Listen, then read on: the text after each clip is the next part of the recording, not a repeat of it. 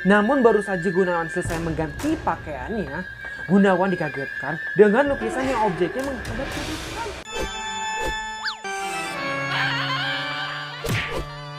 Hai oi, selamat datang di Bacot, baca cerita horor. Di video kali ini Gusti akan bacakan sebuah cerita horor yang berjudul Lukisan Mata Merah. Penasaran ceritanya seperti apa? Oke, tanpa banyak bacot, langsung aja cek. Waktu itu pukul 5 sore, aku dan Gunawan baru saja selesai pulang kerja. Karena merasa capek, akhirnya kita berdua memutuskan untuk mencari kedai kopi di dekat tempat kerjaku. Baru berjalan sekitar 5 menit, mataku tertuju pada lukisan yang berada di pinggir jalan. Seketika, aku pun langsung menepi dan mematikan mesin motorku. Gila Gun, keren banget lukisannya. Keren apanya sih Vi? Gak lihat tuh matanya merah kayak gitu. Apa nggak horor tuh? Ini namanya seni Gun. Jangan apa-apa tuh horor. Kalau orang punya seni, melihat ini lukisan tuh keren banget Gun. Tapi kenapa ini lukisan bisa ada di pinggir jalan ya? Apa jangan-jangan sengaja dibuang sama orang kali ya? Kayaknya sih dibuang Vi, nggak lihat tuh lukisannya kotor kayak begitu. Itu artinya ini lukisan udah lama di sini. Udahlah, orang aja ngebuang ini lukisan, masa lu mau ngambil itu lukisan? Aku yang tertarik akan lukisan itu, kemudian mengambilnya. Dan ketika kita sampai di kedai kopi, aku tak henti-hentinya menatap itu lukisan yang berada di depan jok motorku. Entah mengapa aku merasa lukisan itu seperti jodohku. Ditambah, aku memang sedang mencari lukisan untuk properti photoshoot minggu depan. Maka dengan adanya lukisan itu, aku tak perlu susah payah lagi mencari atau bahkan membeli lukisan itu.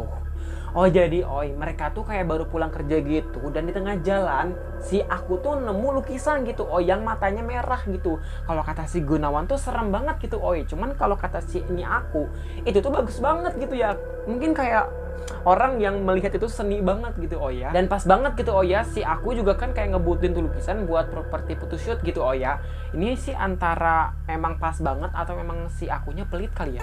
Terus menatap lukisan itu, lama kelamaan aku merasa lukisan itu tersenyum padaku.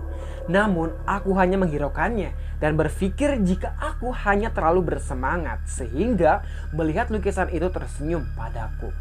Selesai sudah kita menikmati es kopi di sore itu, aku pun langsung bergegas untuk pulang. Malam ini gue nginep di kosan lu ya.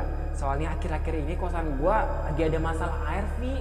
Ya kan kagak mungkin juga nanti gue kagak mandi lagi gitu. Yang ada badan gue gatel-gatel. Suka-suka lu dah Gun. Pukul 8 malam setelah aku selesai mandi, aku langsung membersihkan lukisan itu dari kotoran-kotoran yang menempel. Sebelum kemudian aku memajangnya tepat di dekat pintu kamarku. Selepas aku memajang lukisan itu, kemudian aku pun keluar untuk mencari makan malam. Sedangkan Gunawan berada di kamar mandi. Dan baru saja aku menutup pintu kamar kosku, aku melihat sosok pria sedang duduk di atas kasurku. Merasa itu adalah Gunawan, kemudian aku langsung bergegas pergi tanpa berkata apa-apa lagi kepadanya. Namun rupanya Gunawan baru saja keluar dari kamar mandi setelah 20 menit aku berada di luar. Yang artinya sosok yang aku lihat tadi bukanlah Gunawan. Si aku nih pas lagi mau nutup pintu gitu karena dia tuh mau keluar buat cari makan. Dia ngelihat sosok duduk di atas kasurnya. Karena dia ngerasa kayak itu si Gunawan kali ya gitu ya. Dia langsung pergi aja tanpa bilang apa-apa lagi gitu tanpa ada kata yang keluar dari mulutnya lagi gitu ya, tanpa berpamitan lagi gitu. Padahal kan si Gunawan lagi mandi dan dia tuh selesai mandi terus 20 menit ketika si aku tuh ada di luar gitu. Ya artinya sosok itu siapa? Melihat lukisan yang berada di atas kasur dan juga kotor, Gunawan pun memindahkan lukisan itu di atas meja kerjaku dengan membalikkan posisi objek pria menghadap ke belakang. Perasaan tadi lukisannya tuh udah dibersihin sama si aku, tapi kok bisa ada di atas meja dan masih kotor gitu ya. Namun baru saja Gunawan selesai mengganti pakaiannya, Gunawan dikagetkan dengan lukisan yang objeknya menghadap ke depan. Perasaan tadi gambarnya ngadep belakang, kok tiba-tiba ngadep depan ya? Apa jangan-jangan gue lupa kali ya? Lagi Gunawan membalik lukisan itu ke posisi menghadap ke belakang. Kemudian tak lama aku pun datang dan langsung menyiapkan alat makan untuk kita makan malam itu. Vi, masa tadi ya, gue kan ngeliat lukisan tuh kotor banget ya di atas kasur. Terus gue pindahin tuh lukisan ke atas meja gitu ya. Gambarnya tuh ngadep belakang, Vi. Gue ingat banget, pokoknya ngadep belakang, ngadep tembok ya.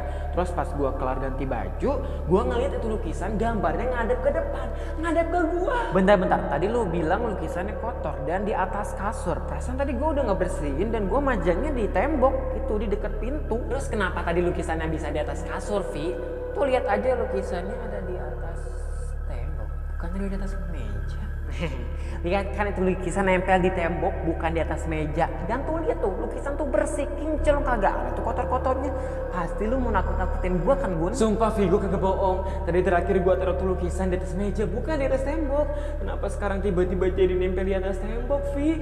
Dan tadi juga gua ngeliat lukisannya kotor banget, kagak kinclong. Merasa Gunawan hanya ingin menakut-nakutiku saja, akhirnya aku pun memutuskan untuk bermain game saja bersamanya daripada terus-menerus mengarang yang tidak-tidak akan lukisan yang menurutnya serem itu. Tak terasa malam semakin larut. Kita yang merasa capek memutuskan untuk tidur saja. Pukul 3 dini hari saat aku terlelap tidur, Gunawan bangun dan pergi ke kamar mandi untuk buang air kecil. Namun ketika ia baru saja selesai dari kamar mandi, ia dikagetkan dengan mata lukisan yang berubah menjadi merah menyala seperti cahaya yang keluar dari mata lukisan itu. Oh my, jadi ini si Gunawan tuh bangun jam 3 pagi untuk buang air kecil. Nah, ketika si Gunawan selesai buang air kecil, dia dikagetkan dengan mata lukisan yang berubah menjadi merah menyala. Oh, jadi bukan cuma merah aja kan, lukisannya memang matanya merah, tapi kali ini tuh merahnya tuh menyala. Oh, jadi kayak api, kayak cahaya gitu. Merasa hanya mimpi, Gunawan pun terus menampar pipinya 3 kali hingga ia yakin kalau ia tidak sedang bermimpi. Vi, bangun, Vi, mata lukisannya nyala, Vi. Ya kan emang matanya merah, Gun. Ya mungkin kalau kena gelap mungkin matanya jadi kelihatan terang dan menyala gitu kali, Gun. Udahlah, jangan ganggu Gun, apa gue ngantuk nih, pengen tidur. Enggak, Vi, merahnya tuh bukan cuma merah doang, itu bener-bener nyala seperti api, Vi. Orang tadi pas kita matiin lampu juga matanya nyaris kagak kelihatan tuh merahnya. Vi, lo harus lihat dulu, bangun dulu, sumpah gue kagak bohong. Aku yang tak percaya dan juga merasa ngantuk, akhirnya aku hiraukan perkataan Gunawan dan hanya melanjutkan tidurku saja. Sementara Gunawan yang ketakutan langsung naik ke atas kasur dan melanjutkan tidur dengan selimut yang menutupi seluruh tubuhnya. Keesokan harinya selepas aku mandi pagi, aku melihat bahwa lukisan mata merah itu tidak ada di posisi yang seharusnya ada. Bahkan ketika aku cari di dalam kamarku, aku tak menemukan lukisan itu. Oh my, jadi nih, si aku tuh pas selesai mandi pagi gitu, di besokannya dia melihat kalau misalkan lukisan itu tuh kagak ada, hilang gitu, Bahkan kalau misalkan si Gunawan yang nyumpetin, kenapa sih aku ketika dia mencari-cari di kamarnya kagak ada juga? Ya berarti kan bukan sama si Gunawan kan, berarti ada yang nyumpetin atau memang nyumpet sendiri. Karena merasa ini adalah ulah Gunawan, akhirnya aku bertanya kepada Gunawan yang masih mandi di kamar mandi. Gon, lo taruh mana tuh lukisan? Udahlah, jangan jahil lagi. Orang masih pagi kok masih jalan aja. Yang ada nanti kita bisa telat nih berangkat kerja. Apalagi sih, Vi, sumpah demi kodok kepala babi pun gue kagak nyumpetin tuh lukisan. Lu ngikut kali, Vi. Baru saja aku ingin mengambil botol minum di atas mejaku, aku sontak kaget karena melihat lukisan itu sekarang ada di posisinya lagi. Oh my, tadi kan kagak ada, terus tiba-tiba ada. Berarti kan ada sesuatu sama itu lukisan. Merasa aku tak sedang berhalusinasi, kini aku mulai percaya akan apa yang dialami oleh Gunawan, juga semua yang dikatakan oleh Gunawan soal lukisan itu. Dan tanpa pikir panjang lagi, selepas kita berdua siap untuk pergi bekerja, aku pun membawa kembali itu lukisan dan berencana untuk menaruhnya kembali di tempat di mana aku menemukannya. Lanjut, ketika aku pulang kerja dan melewati jalan di mana aku menaruh lukisan itu, aku melihat lukisan itu sudah tidak ada lagi. Oh my, dan begitulah ceritanya. Aduh, padahal di awal-awal tuh lukisan udah horor gitu, matanya merah gitu ya. Kata si Gunawan juga emang horor gitu ya, tapi karena si aku tuh kayak punya jiwa seni gitu ceritanya ya. Ngelihat lukisan itu tuh bagus banget gitu, walaupun matanya merah, walaupun kelihatannya horor gitu ya. Ya kalau kita ngeliat pasti akan lihat horor gitu ya. Tapi kalau si aku ngeliat itu tuh seni banget gitu. Aduh. Dan ditambah lagi tuh lukisannya juga seneng banget gitu. Ngilang-ngilang mulu gitu ya. Terus sekarang tuh lagi rawan penculikan gitu ya. Ya minimal diem di rumah gitu. Gak kabur-kaburan kemana-mana gitu. Oke, sampai di sini aja. Buat kalian semua yang suka dengan cerita horor, bacotin aja di baca cerita horor. Gusti bakal balik lagi dengan cerita-cerita horor lainnya. Terima kasih, sampai jumpa dan bye. Aduh, Oi, kok Gusti jadi takut sama lukisan, oh ya? Untungnya di rumah Gusti kagak ada lukisan, adanya foto Gusti. Tapi kayaknya lebih horor foto Gusti di Oya daripada lukisan ini.